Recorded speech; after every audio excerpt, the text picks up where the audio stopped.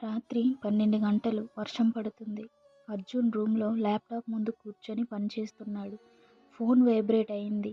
అమ్మ కాలింగ్. అతను చూసి ఇప్పుడు టైం లేదు, రేపు మాట్లాడతాను అని సైలెంట్లో పెట్టేశాడు. కొద్దిసేపటికి మరోసారి కాల్ వచ్చింది. మళ్ళీ లిఫ్ట్ చేయలేదు. 10 నిమిషాల తర్వాత ఒక మెసేజ్ వచ్చింది. బాబు, నిద్రపోయే ముందు నీ వాయిస్ వినాలనుంది, జాగ్రత్తగా ఉండు. అర్జున్ మనసు కొంచెం కదిలింది. కానీ అలసటతో నిద్రపోయాడు. ఉదయం 5 గంటలకు ఫోన్ మోగింది. హలో, మీరు అర్జున్ మాట్లాడుతున్నారా? మీ అమ్మకి హార్ట్అటాక్ వచ్చింది.